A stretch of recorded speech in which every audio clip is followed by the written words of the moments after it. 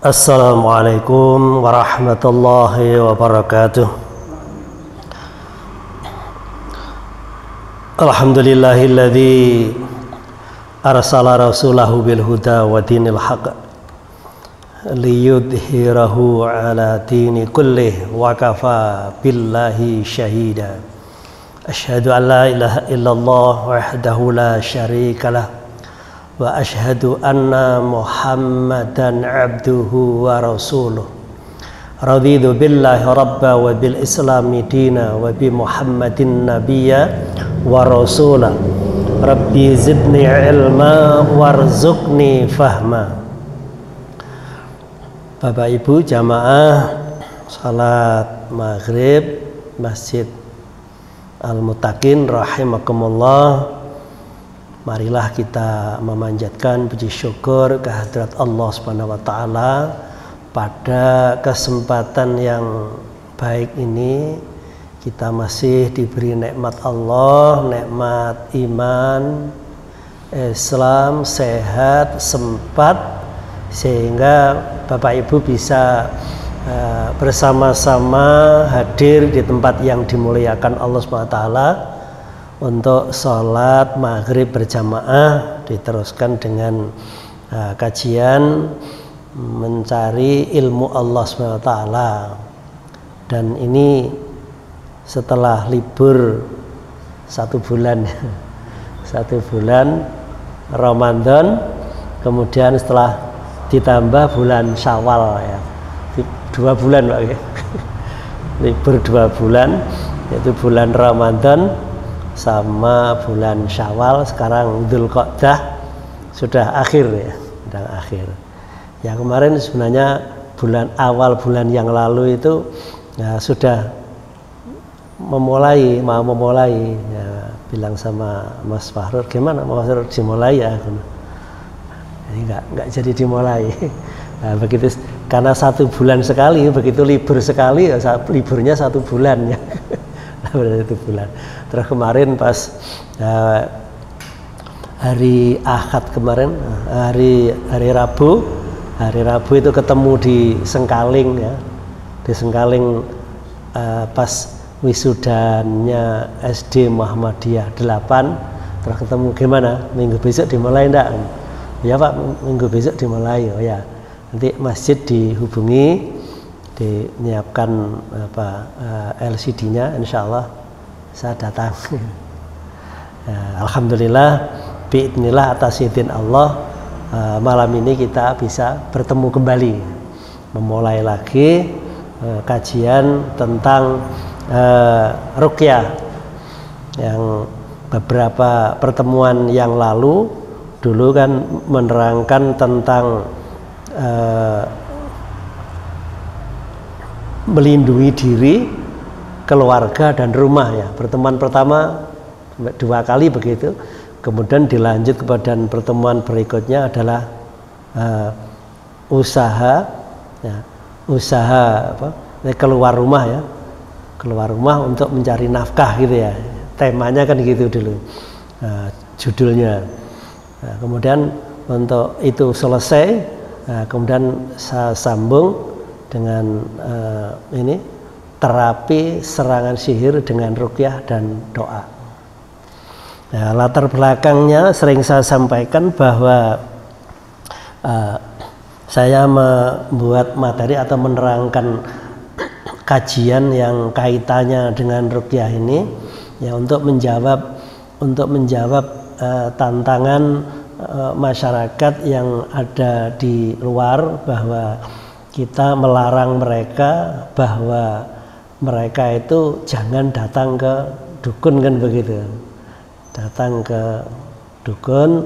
Nah, supaya nggak datang ke dukun, gimana solusinya? Yaitu dengan ruqyah, untuk menangani masalah-masalah yang muncul kaitannya dengan gangguan-gangguan ya, jin, gangguan-gangguan makhluk halus ini. Maka kita harus belajar, maka kita harus punya ilmunya untuk melindungi diri. Sebab saudara-saudara kita, masyarakat kita, kalau sakit itu terkadang nekat, Yang saya maksud nekat itu yang penting sembuh, nggak peduli itu bener apa salah, yang penting sembuh. Nah, masalahnya kan gitu. Nah, supaya tidak begitu gimana? Ya harus ada di antara kita yang mau mengajari atau mau mengajarkan, menyampaikan kaitannya tentang ini, ya, sehingga kita masyarakatnya tidak keliru. Itu di antara masalah yang saya lakukan untuk menjawab masalah ini. Nah, ini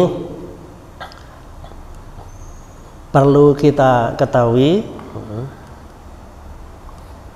kaitannya dengan sihir. Kita belajar teorinya dulu tentang sihir.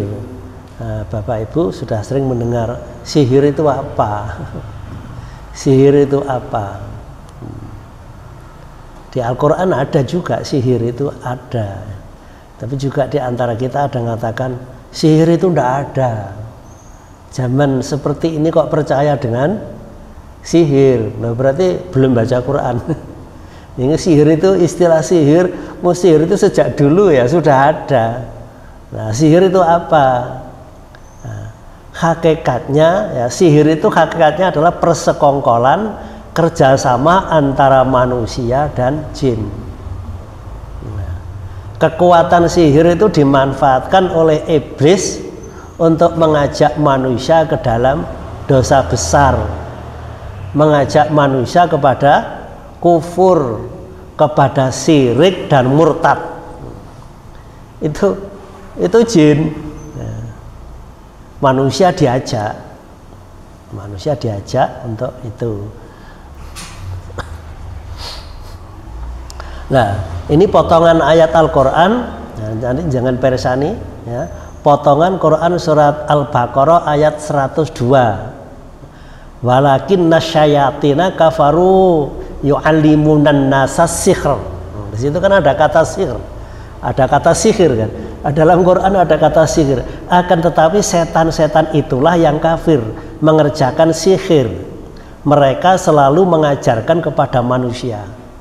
Nah, kalau lengkapnya ini, ya, lengkapnya dalam Al-Quran surat Al-Baqarah 102. Yang tadi yang saya garis bawah itu, wattaba'u matatlu syayatin ala mulki Sulaiman wa ma kafara Sulaimanu walakinna syayatina kafaru yu'allimunan nasa sihr wa ma unzila alal malakaini bi Babil Harut wa Maruj wa ma yu'allimani min ahadin hatta yaqula innama nahnu fitnatun fala takfur fayata'allamuna minhuma ma yufarriquna bi bainal mar'i wa zawji wa ma hum bidarrina bihi min ahadin illa bi idznillah wa yata'allamuna ma yadurruhum wa la yanfa'uhum wa laqad alimu laman ishtarahu ma lahu fil akhirati min khalaq wala bisa ma syarabi anfusahum law kanu ya'lamun. Nah, yang artinya, dan mereka mengikuti apa yang dibacakan oleh setan-setan pada masa kerajaan Sulaiman, dan mereka mengatakan bahwa Sulaiman itu mengerjakan sihir. Nah, mereka menuduh Sulaiman mengerjakan sihir, padahal Sulaiman tidak kafir, tidak mengerjakan sihir. Hanya setan-setan itulah yang kafir, mengerjakan sihir. Mereka mengajarkan sihir kepada manusia. Dan apa yang diturunkan kepada dua malaikat di negeri Babil, yaitu Harut dan Marut, sedangkan keduanya tidak mengerjakan sesuatu kepada seseorang pun sebelum mengatakan sesungguhnya kami hanya cobaan bagimu, sebab itu janganlah kamu kafir. Mereka mempelajari dari kedua malaikat itu apa yang dengan sihir itu mereka dapat menceraikan antara seorang suami dengan istrinya, dan mereka itu ahli sihir, tidak memberi mudarat dengan sihirnya kepada seorang pun kecuali dengan izin Allah Subhanahu wa taala. Dan mereka mempelajari sesuatu yang memberi mudarat kepadanya dan tidak memberi manfaat. Demi sesungguhnya mereka telah meyakini bahwa barang siapa yang menukarnya kitab Allah dengan sihir itu tiadalah baginya keuntungan di akhirat, dan amat jahatlah perbuatan mereka menjual dirinya dengan sihir kalau mereka mengetahui. Al-Baqarah 102. Jadi jelas ya. Jadi sihir itu bukan istilah baru. Jangan mengatakan zaman ini kok percaya sihir. Sejak ada sejak dulu. Nabi Sulaiman, Nabi Musa kan juga ada sihir. Nah, karena itu pernah saya sampaikan pada pertemuan yang lalu, Quran surat Al-Baqarah 102 ini perbuatannya setan, ini perbuatannya jin ya. Jin yang jahat itu setan untuk memengaruhi manusia agar targetnya apa? Targetnya manusia itu cerai. Nah, makanya dulu saya sampaikan itu ya, kalau di rumah sering terjadi pertengkaran, ya zikirnya Quran surat Al-Baqarah 102 dan 103. Jangan baca itu. Sering dibaca dibuat zikir. Tapi juga diketahui maknanya.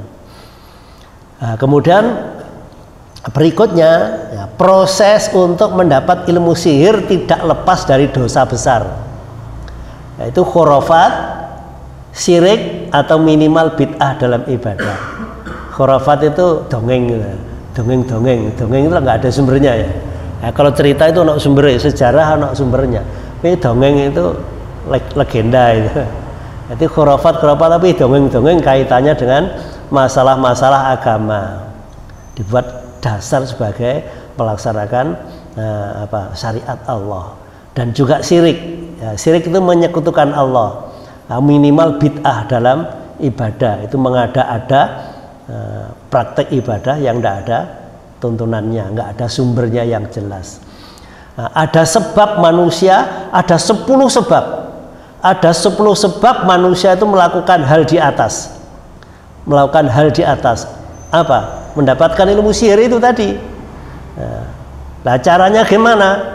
Ada 10 sebab itu. Yang pertama, manusia itu membaca mantra-mantra syirik untuk mengundang setan. Nah, membaca mantra syirik untuk mengundang setan. Ini cara untuk mendapatkan ilmu sihir.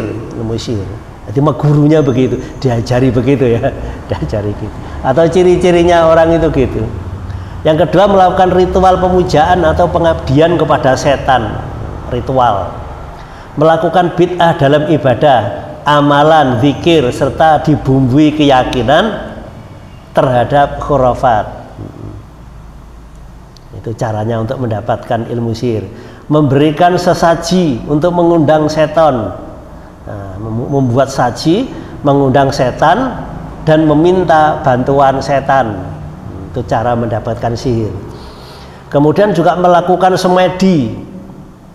Semedi itu bertapa atau meditasi. Kalau dalam kita istilahnya apa? Iktikaf ya. Tapi iktikafnya di kuburan.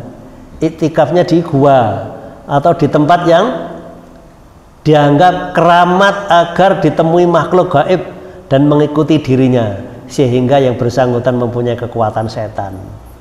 Nah, jadi ketika dia bertapa semedi di kuburan, didatangi oleh makhluk, dibisiki untuk ini, untuk itu. Nah, dukun itu jadi caranya belajar dukun begini. Nah, ini jenengan supaya tahu prosesnya. Nah, kalau udah tahu nanti aja ditiru. Menerima ajimat, menerima rajah, benda yang dikeramatkan dari dukun atau tukang sihir. Yang bersangkutan keturunan dari tukang sihir sehingga mendapat warisan ilmu sihir. Mungkin ada mbah-mbahnya atau keluarga di atasnya itu memang ahli sihir atau dukun. Nah, maka anak cucunya terkadang langsung mendapat warisan, atau ketika mau meninggal itu dia pesen-pesen itu. Nah, saya sering nangani begini, jogelem biar berhenti sampai bapakmu aja, berhenti sampai ibumu, jangan mau. Kadang orang tuanya manggil anaknya, dikumpulkan, anak sampean nggak ada yang mau menerima ilmu sampean buangan.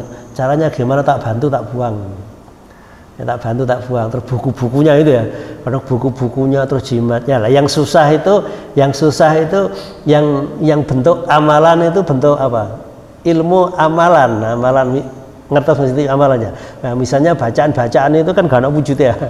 Ya kita sadarkan untuk melepaskan ilmu itu. Bismillah, aku tobat pada Allah bahwa ilmu ini aku lepas semuanya, aku tidak butuhkan itu lagi.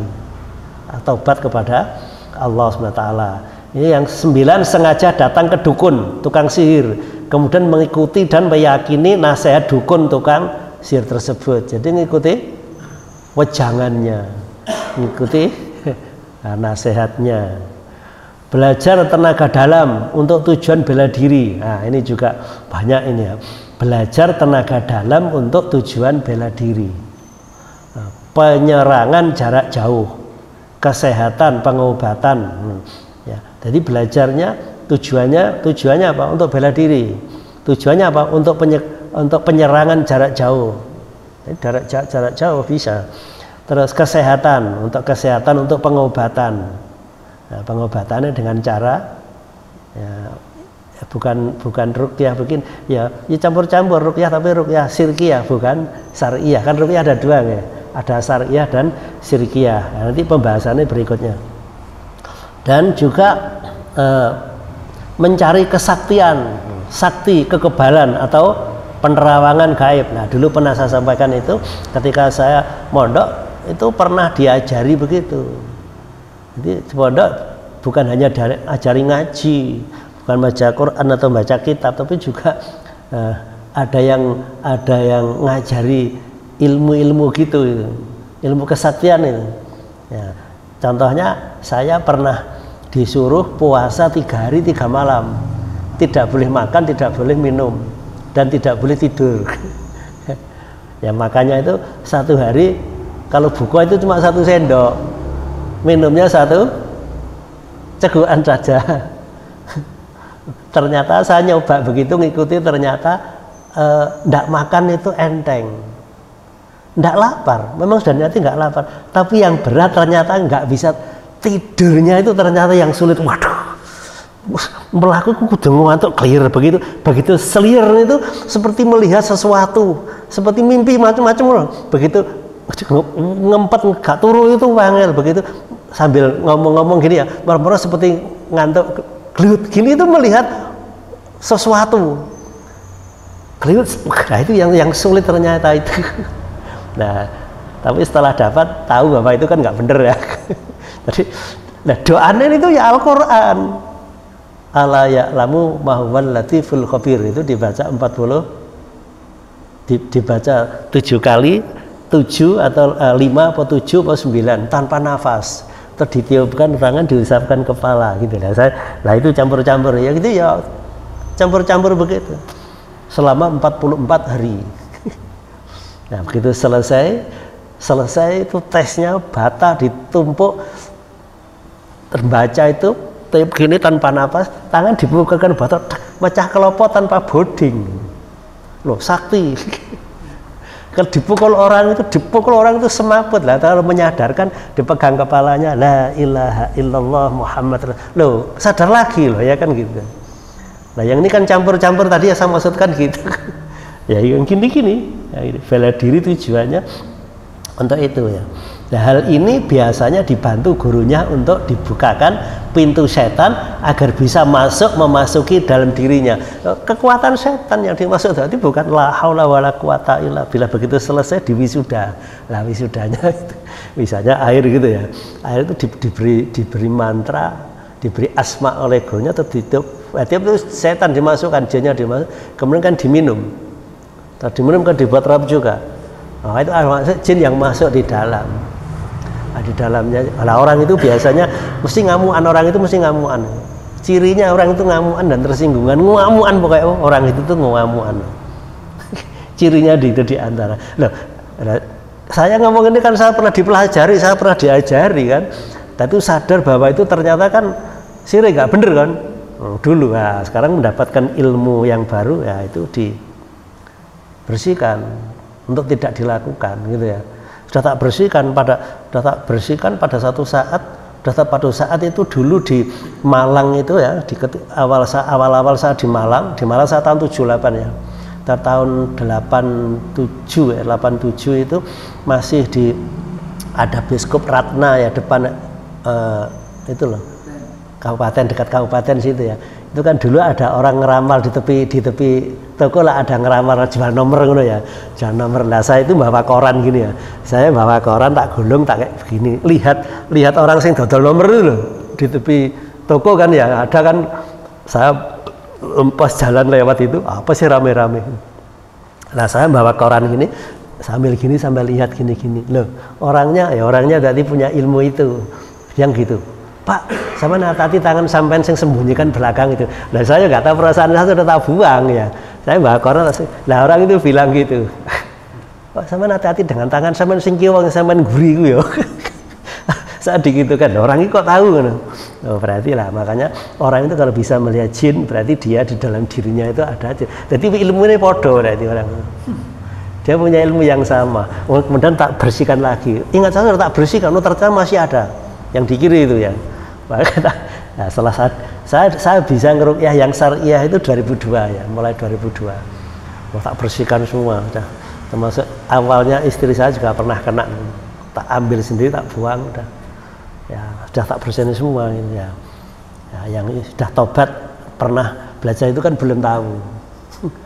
Belum tahu ya, makanya kalau ada gini mungkin di antara bapak atau temannya yang itu cirinya begini, itu berarti ada. Nah, saya ngomong ini kan saya tahu, kan saya pernah diajari ya. Nah, begini. Itu gurunya untuk dibukakan. Itu pas masih SD, kalau saya masih SD ikut juga ada seni itu namanya seni rodat itu ya. Seni rodat. Ya guru saya itu bisa ada temen itu belum punya ilmu apa-apa kan. Belum kan masih temen ya, masih yang SD dia panggil, diajari, pegang kepalanya atau dibacakan, diusapkan. Loh, dia bisa kebal, bisa lari, manjat pohon pisang itu. Jadi pohon pisang berjalan di atas daun pisang itu. Ya, daun pisang. Jadi cangkruk daun pisangnya juga nggak jatuh. Ya, terus ada kayu ini diberi kain, terus diberi minyak, terus diobong kan. Lo kan api ini. Dobong apa-apa gini. Nah, diberi ilmu, begitu diselesai diambil, dobong dari panasan itu. Nah, seperti gini caranya. Caranya memperolehnya begini ya. Nah, ini jangan tak beritahu caranya begini. Proses mendapatkan ilmu sihir tidak lepas dari dosa besar, yaitu semedi, gini, puasa. Ya puasanya bukan puasa syar'i toh. Ya, makan atau minum sesuatu yang sudah diisi kekuatan setan setelah dibacakan mantra-mantra syirik oleh dukunnya. Gini. Nah, jadi kelihatannya sakti lah. Ada sekarang jangan bisa melihat ini lah. Sekarang kalau kita melarang mereka kan perlu dijelaskan begini loh. Nah, kalau sudah dijelaskan tidak mau itu ya, memang hidayah itu urusannya Allah. Itu setan manusia kekasih iblis. Yaitu setan manusia itu kekasih iblis. Jadi manusia pun bisa jadi setan. Nah, jin juga bisa jadi setan. Kalau manusia jadi setan itu artinya kelihatan. Tapi kalau jin jadi setan tidak kelihatan kan ya. Nah, ini setan manusia kekasih iblis. Nah, ketika penduduk suatu negeri jauh dari iman dan takwa, maka Allah SWT murka kepada mereka dan menutup pintu keberkahan dari bumi dan langit. Nah, ketika mereka melupakan peringatan Allah, maka setan akan datang sebagai teman setia yang menguasai mereka. Ini pernyataan ini Quran surat apa? Surat Al-A'raf ayat 96. Nanti jangan periksa ya. Walau anna ahlal qura wattaqau amanu wattaqau gitu ya. Dan andainya penduduk bumi itu beriman dan bertakwa kepada Allah SWT, la fatahna, sungguh kami bukakan pintu berkahnya dari langit dan dari bumi. Al-A'raf 96. Leres nggih? Walau anna ahlal qura wattaqau la fatahna. Salah ya? Gimana? Walau ana ahlal qura. Terus? Nggih, lah nggih. Nah, itu ayat ini maksudnya. Itu maksudnya, itu cuplikan maksudnya aja ya. Jadi kelengkapnya di situ maksud saya gitu loh. Ketika penduduk suatu negeri jauh dari iman dan takwa, maka Allah murka kepada mereka, menutup pintu keberkahan dari bumi dan langit. Maksudnya di sini, tapi lengkapnya di ayat itu gitu maksud saya gitu. Jadi ketika mereka melupakan peringatan Allah, maka setan akan datang sebagai teman setia yang menguasai mereka. Penduduk suatu bumi itu tidak beriman dan bertakwa kepada Allah, maka setan itu datang menjadi teman setia, menjadi penasehatnya, begitu aja, menjadi panutannya. Ketika setan sebagai penguasa mereka, maka setan selalu memerintahkan ya, untuk berbuat jahat, berbuat keji dan mungkar, sehingga mereka menjadi syaitonil insi. Syaitonil insi itu ya setan manusia. Itu ngapunten, itu dalam kurung keliru. Ya, syaiton jin ya, keliru. Syaiton manusia, insi, ya, syaiton jin. Ya, untuk menebarkan kesesatan. Jadi dia berfatwa, berdakwah, mengajak manusia untuk berbuat yang bertentangan dengan perintah Allah, syariat Allah Subhanahu wa taala. Jadi mengikuti hawa nafsu. Nah, kalau orang sudah mengikuti hawa nafsu, ya, yang terjadi kekacauan hidupnya, karena nggak sesuai dengan syariat yang dikehendaki oleh Allah Subhanahu wa taala, kacau hidupnya. Nah, maka yang terjadi kekacauan hidupnya. Nah, di saat kondisi kehidupan manusia kacau, pikirannya kacau, iblis mempersiapkan aulia usyaiton. Napa aulia usyaiton itu? Ya, para tukang sihir itu, dukun, untuk memberikan harapan semu dan janji palsu yang meyakinkan mengatasi segala masalah kehidupan manusia dengan jalan pintas. Nah, kalau sudah kacau, bingung, ya, dia cari nasihat. Bimbingannya bukan mendekatkan diri kepada Allah dengan ibadah, tidak, tapi justru datang ke dukun. Ya, datang ke dukun. Jadi masalah hidup, kemudian dia bekerja sama mendekati aulia usyaiton. Itu masalahnya apa? Masalahnya bertambah, ya kan? Masalahnya bertambah. Nah, ini, ya kan? Masalahnya bertambah, biayanya besar, menjual kehormatan, menjual keimanan, menggadaikan akidahnya. Itu kalau sudah orang bingung, dia tidak beriman kepada Allah SWT, tidak mendekatkan diri kepada, larinya ke dukun. Nah, makanya istilahnya dukun gitu. Istilah lain dukun itu ada berapa itu? Ada 6 ya.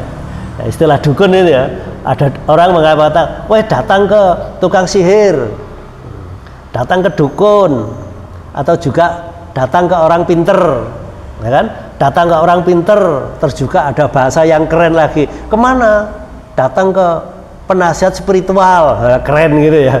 Datang terus kemana? Paranormal, terus orang tua, ya kan gitu ya. Itu podo ae, itu dukun semuanya, itu dukun. Prakteknya praktek dukun itu ya.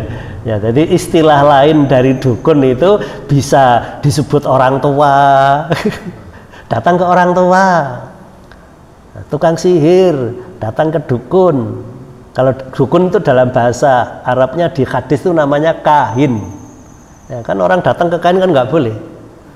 Kahin, ya, kahin namanya. Jadi kalau datang kemudian minta nasihat, itu salatnya 40 hari 40 malam nggak diterima oleh Allah.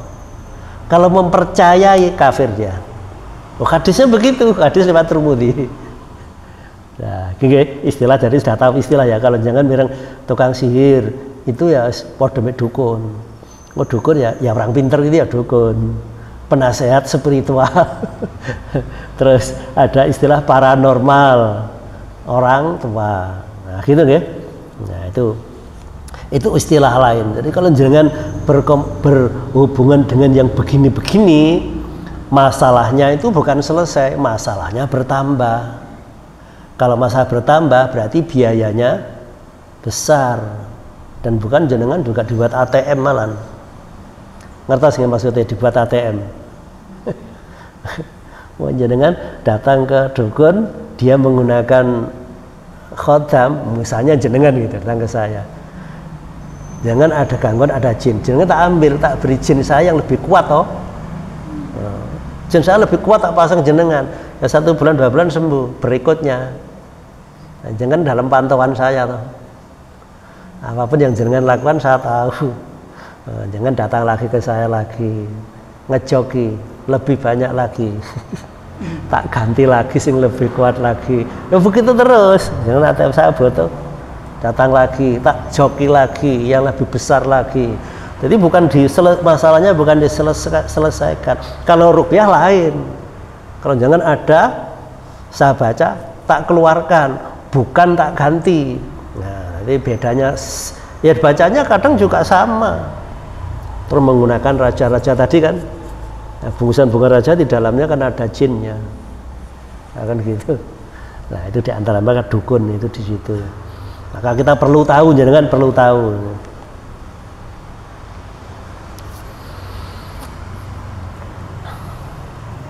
Nah, maka waspada.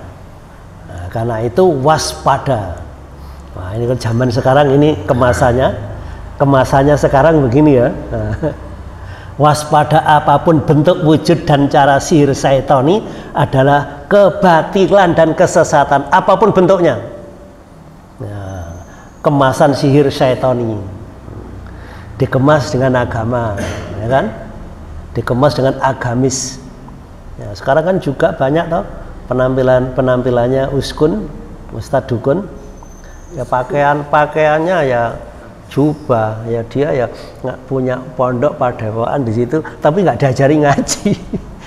Ya sekarang banyak, jangan buka di YouTube kan banyak gitu ya. Nah ini bukan cerita bohong, tapi jangan bisa buka di YouTube sekarang sudah banyak juga gitu, atau ngecek langsung sana. Saya kalau ngomong ini kan juga sudah ngecek juga, ya nggak berpura-pura jadi pasiennya juga. Apa yang dilakukan kan gitu ya. Ya teman-teman juga ada yang gitu kan ya.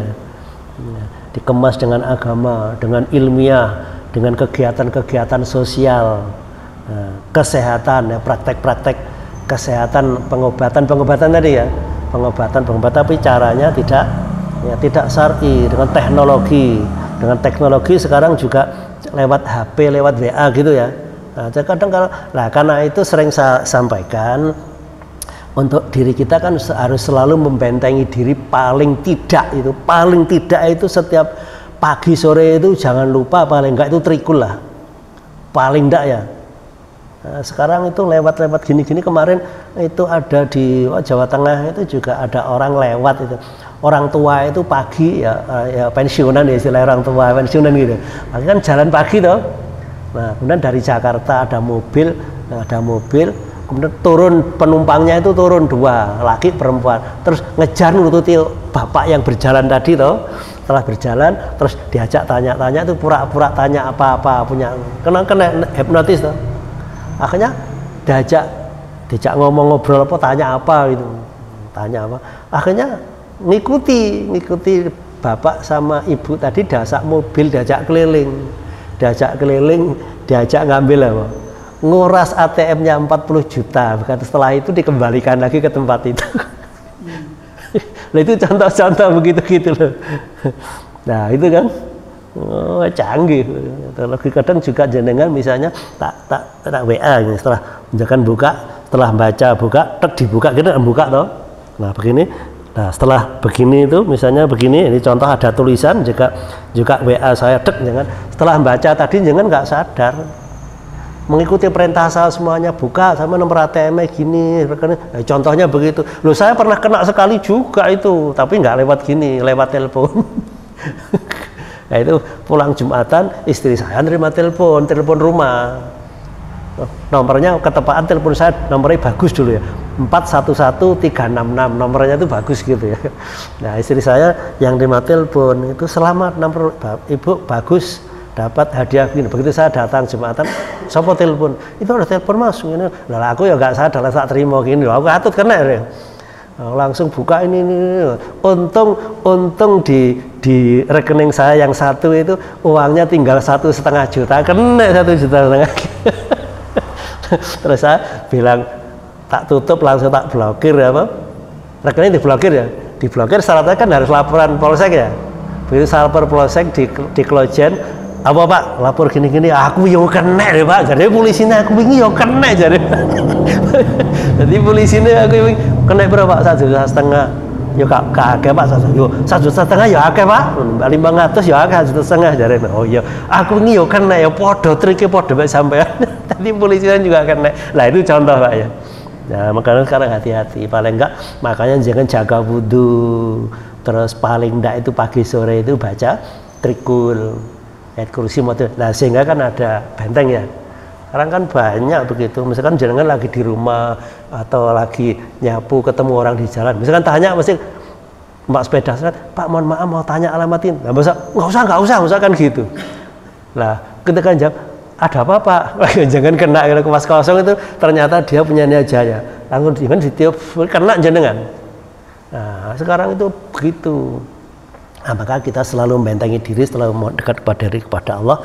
Insya Allah sihir pasti hancur terhadap mukjizat ilahiyah Al-Quranul Karim. Baca Quran setiap hari, dalam diri jenengan itu ada begitu kalimat-kalimat masuk di dalam ya, di mata atau di, nah insya Allah aman begitu loh. Nah maka di sini ini ya kemasan sihir setoni dikemas dengan agamis. Ya dia baca Quran, ya baca Quran, tapi kadang Qurannya bacanya kadang diloncati atau diwalik, jangan kan ya nggak tahu ya. Nah, kan gitu. Ilmiah, sosial, ada kegiatan-kegiatan sosial, ya bantuan-bantuan minta itu kan bentuknya kadang ya, nah, bantuan atau kegiatan-kegiatan bentuk sosial, terus kesehatan, pengobatan palsu itu. Terus teknologi. Nah, karena itu salah satu diantaranya adalah untuk mengantisipasi itu sihir pasti hancur berhadapan dengan mukjizah ilahiyah Al-Quranul Karim. Kapan saya ceramah di Masjid Fatimah itu ada salah satu polisi angkat tangan, Pak Ustadz tanya apa? Setiap hari saya sering itu Ustadz, di rumah saya itu seperti ada asap hitam. Tapi begitu masuk dekat rumah saya langsung hancur. Terkadang juga seperti asap itu gulung-gulung seperti apa angin itu ya. Asap hitam itu saya begitu mau masuk ke dalam diri saya langsung pecah, langsung hilang. Itu gimana? Ya itu ada sesuatu, ada sihir yang mau masuk jenengan, tapi di rumah jenengan ada bentengnya. Rumah jenengan gunakan sholat dan baca Quran, insya Allah rumah jenengan aman. Walaupun jenengan tidak sengaja, aku benteng jenengan lakukan amalan itu, insya Allah rumah jenengan aman. Dan diri jenengan kalau jenengan selalu baca Quran dan juga selalu zikir kepada Allah, maka walaupun ada orang yang mau niat jahat pada jenengan, insya Allah. Nah itu ini polisi bimbing ini, gitu. Ya itu gimana Pak Ustadz? Ya bener itu, karena jangan itu maka istiqomahkan terus, saya bilang gitu. Iya Pak Ustadz. Nah ini tadi maka di sini saya katakan sihir pasti hancur berhadapan dengan mukjizah ilahiyah yaitu Al-Quranul Karim. Paling tidak tadi kalau rumah paling tidak kan dulu sudah saya sampaikan ya, kalau rumah paling tidak itu 11 ayat atau 10 ayat surat Al-Baqarah. Imut nggih? Al-Baqarah 1 sampai 5, terus Al-Baqarah 255 sampai 257 ayat kursi itu. Ayat kursi kan 255 ya, sampai 257, kemudian 3 ayat yang terakhir atau 2 ayat. Jadi Alif Lam Mim dzalikal kitabul la raiba fihi hudal muttaqin alladzina yu'minuna bil ghaibi wa yuqimunas sholata wa mimma razaqnahum yunfiqun walladzina yu'minuna bima unzila ilaika wa ma unzila min qabla bil akhirati hum yuqinun ulaika ala hudam mir rabbihim wa ulaika humul muflihun. Berarti kan 5 toh. Nah, kemudian ayat kursi kan 255, Allah la ilaha illa huwal qayyum la ta'khudhuhu sinatun wa la nawm lahu ma fis samawati wa ma fil ard man dzalladzi yashfa'u indahu illa bi'idhnihi ya'lamu ma baina aydihim wa ma khalfahum wa la yuhituna bi syai'in min 'ilmihi illa bima syaa' wasi'a kursiyyus samawati wal arda wa la ya'uduhu hifdhuhuma wa huwal 'aliyyul 'azim. Diteruskan la ikra fidin qad tabayyana rusydu minal ghayy fama yakfur bi taghuti wa yu'min billah faqad istamsaka bil urwatil wuthqa fi samara wallahu samun alim. Kemudian Allahu waliyul ladzina amanu yukhrijuhum minadh dhulumati ilan nur wal ladzina kafaru awliya'uhum taghutu yukhrijunahum minan nuri ila dhulumat ulaika ashabun nari hum fiha khalidun. Nah, itu jangan ulang-ulang. Ulaika ashabun nari hum fiha khalidun ulaika ashabun nari hum fiha khalidun. Ulaika ashabun nari fiha khalidun ulaika ashabun nari fiha khalidun ulaika ashabun nari fiha khalidun ulaika ashabun nari fiha khalidun. Berapa kali terserah wis. Kok ulang-ulang gitu nggih, sambil agak ditekankan gitu. Terus ayat yang terakhir Al-Baqarah boleh mulai lillahi berarti 284 boleh, mulai 285 boleh. Kalau 284 berarti kan lillahi ma fis samawati wa ma fil ard wa in tubdu ma fi anfusikum autufu hasibkum bila fayaghfiru liman yasha wa yu'adzibu man yasha Allah ala kulli syai'in qadir. Amana rasul bima unzila ilaihi min rabbil alamin qulun amana billahi wa malaikatihi wa kutubi wa rusulih la nufarriqu baina ahadim mir rusuli wa qalu sami'na wa ata'na ghufranaka rabbana wa ilaikal masir. La yukallifullahu nafsan illa wus'aha laha ma kasabat wa 'alaiha maktasabat rabbana la tu'akhidna in nasina akhtana rabbana wala tahmil alana isran kama hamalta alladziina min qablina rabbana wala tuhammilna ma la taqata lana bih wa'fu 'anna waghfir lana warhamna anta maulana fangsurna 'alal qaumil kafirin. Nah, itu ayat Al-Qur'an asli. Jadi kalau ruqyah syariah itu ya ayatnya yang dibaca itu jelas. Yang dibaca jelas, terus kalau baca dikeraskan supaya orang yang dibaca, yang diruqyah itu dengar sing diwaca apa. Sing diwaca kan jelas. Terus jelaskan ini Quran surat ini kan bisa dicek. Nah, seperti saya nerangkan kan tak terangkan ini Quran surat ini lah, jangan cek oh iya bener. Ya kan? Nah, kalau mantra kan nggak ada sumbernya dari mana. Kalau bacanya nggak mungkin dikeraskan. Bacanya pun pelan-pelan, itu pun sembunyi di kamar sepen namanya ya. Ngerti sih kamar sepen ya? Kamar sepen itu ya sepi, di kamar sendiri khusus kamar dan gelap di situ. Dia baca di situ, dialog dengan khodamnya. Nah, kalau istilah dukun bukan khodam, apa namanya? Perewangan. Dengan perewangannya, ya perewangannya ya setan itu, jin itu. Tapi kalau istilah Ustadz namanya khodam. Khodam itu bahasa Arab, artinya pelayan.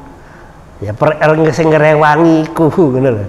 Nah, ini nggih, nah, rumah jenengan paling tidak bacakan tadi, paling tidak itu. Syukur kalau yang lain. Ya, nanti juga tambahi kalau akad al-falak anas, al-ikhlas kan juga ayat Quran itu ya. Terus al-Fatihah, ayat kursi, ya itu kan juga Al-Quran. Kayak jangan lepas, jangan baca itu. Nah, makanya sekali lagi di sini ini ya. Nah, di situ kan yang ini kan ada sihir pasti hancur terhadap berhadapan dengan saya ngomongin kan sudah lakoni tadi pagi, saya juga begitu jam 8 sampai jam 11 tadi. Terus begitu pulang belum selesai ada telepon lagi dari Janti tadi dari Janti lagi, terus oh capek siang, nanti malam setelah dari ini pengajian di Mutakin ya Pak Ustadz nanti tak jemput. Ya, pulang nanti jemput di Janti. Ya kalau melayani itu mau mulai itu setiap hari yo pono ayo banyak aja gitu. Ya gitu. Ya, kalau ditangani ini ditangani tambah nemen gitu. Tadi diganti lebih kuat. Kalau ruqyah lah gitu ya. Nah, jadi jenengan orang terpilih ikut mau ngaji, mau ikut mendengarkan ini terpilih, nggak semua orang. Nah, dan yang sudah datang ke depan rumah itu munting-munting melayu, gak gelem, gak sido, sudah masuk di pintu rumah saya itu loh, gak gelem, digeret-geret keluar, udah niat mau belajar. Nah ini juga ada telepon lagi. Nah saya cerita begitu maksud saya meyakinkan jenengan, nah gitu nggih. Nah ini Al-Quran Al-Quran yang diimani, dibaca, dihayati, dan diamalkan dengan benar. Jadi Al-Quran dibaca tadi juga jangan upayakan, kalau sekarang kan juga nggak sulit toh, terjemahnya kan ada ya. Nanti jangan dibaca surat Al-Baqarah digawe bacaan-bacaan saja. Dzalikal kitabul la raiba fihi hudal muttaqin. Nah itu jangan artinya apa, terus maksudnya apa. Nah dengan itu ucapan jenengan itu jadi mantep itu ya. Jadi mantap. Bismillah dengan Bismillahirrahmanirrahim, dengan nama Allah yang Maha Pengasih. A'udzubillahi minasyaitonir, aku berlindung kepada Allah dari godaan setan. Jadi jangan tahu, misalkan jangan baca A'udzubillahi minasyaitonirrajim. Nah, jangan tuh, walaupun tidak diartikan tapi ngerti maksudnya bahwa aku baca A'udzubillah itu ta'awud, itu doa perlindungan. Aku berlindung kepada Allah dari godaan setan yang terkutuk. Artinya begitu. Nah, sehingga berdampak. Kalau enggak, ya pernah ceritakan di SMP Muhammadiyah 2 itu ada orang kesurupan, anak itu kesurupan mulai jam 7 sampai jam 12 ya. Nah saya kan ditelepon, Pak Ustadz saya main kesini apa ada anak kesurupan, saya lagi ngajar, nanti jam 12 saya sudah pulang tak parani. Begitu saya datang ke situ, begitu saya datang anak yang meneng tiduran tadi saya bacakan begitu langsung bangun. Nah terus gurunya sama sekolah, aku mau mulai jam 7 sampai jam 12 Pak, lambuku sampai muruh radio urus, jangan baca A'udzubillah kok langsung bangun dia. Nah bedanya di situ, bukan saya yang sakti, tapi karena bacaannya tadi nggak dihayatin, nggak dipahami gitu loh. Nah bedanya di situ, artinya diyakini, terus punya amalan jaga wudhu. Betul Pak ya? Amalannya jaga wudhu. Nah, gitu loh. Jadi beda, sama-sama membaca bismillah, sama-sama membaca ta'awudnya, kok beda itu di mana? Ya karena diyakini tadi. Jadi roh isin. Atau jangan misalnya punya senjata atau punya HP ngoten nggih. Loh jangan ngoperasikan HP itu yang punya ilmu, saya nggak punya ilmu kan beda tuh. Padahal di sini bukan tiga nyenter, bukan tiga foto, bukan tiga ngerekam tuh ya. Nah kalau ilmu ini kan roh isinya kayak ngene tok. Loh kok gak iso tak mencekel kok iso gini lah, kan sama dengan begitu lah Pak logikanya ngoten nggih. Begitu jangan cepeng lah, jangan tahu ngoperasikannya banyak aplikasi untuk ini kan ya. Lah aku yo ora mau tak kan game moto ya. Karena ruwe cuma tiga SMS atau apa WA aja tuh ya. Nah logikanya Fatihah itu ternyata juga ta'awud itu bisa dibuat gini-gini juga bisa karena roh ilmu nih ya. Ada apa namanya, umpama di sini ada wifi-nya itu kan perlu ono password itu Pak. Lah kan enggak password lah kok gak iso lho, iki padahal ono lah kan gitu. Begitu tahu password kan bisa tak gunakan untuk di sini di laptop kan juga bisa. Lah ngoten lho, itu gampangnya ngoten gampang. Kalau bahasa kerennya kan logikanya begini loh, logika itu apa sih? Logika itu gampangnya ini loh. Jadi ngoten nggih. Mungkin sebelum ditutup sampai sini ada pertanyaan. Mungkin jenengan mau tanya, boleh. Ini sementara sampai sini ini yang jelas mungkin bisa. Harapannya setelah materi ini jangan bisa ruqyah. Nanti di sini ada caranya ya. Syarat baik yang diruqyah maupun yang meruqyah ada sinergi. Nanti insya Allah pertemuan ketiga nanti atau ada begitu 4 hal itu bisa, jenengan langsung bisa ruqyah. Cuma persoalannya orang wani. Ya, mungkin sebelum tak akhiri pertemuan ini sampai di sini dulu nggih. Nah, mungkin ada pertanyaan satu aja karena sudah adzan. Monggo. Bela diri. Gimana? Ilmu bela diri, Pak. Ilmu bela diri, nggih nggih. Itu kan zaman dulu kita nggak tahu, terus kita ikut, itu berarti kalau masih ngikut apa gimana? Ya kalau belum jenengan bersihkan masih ada. Seperti tadi yang saya kan ngelakoni juga, Ustaz. Saya punya juga. Tapi kemudian ya tobat, kita tobat, jenengan tobat, ya, mandi, ya mandinya pakai mandi daun bidara yang di ruqyah atau diminum, atau jangan juga ikrar tobat kepada Allah, astagfirullahaladzim ya Allah, atau jangan syahadat ulang. Itu pengalaman yang saya bersihkan orang-orang itu ya. Gimana Ustaz, saya sudah sadar gimana, tapi saya ada. Ya jangan tobat kepada Allah. Kita kan belum tahu. Saya juga pernah ngisi kan, kita kan belum tahu. Nah Allah kan ya maha tahu loh.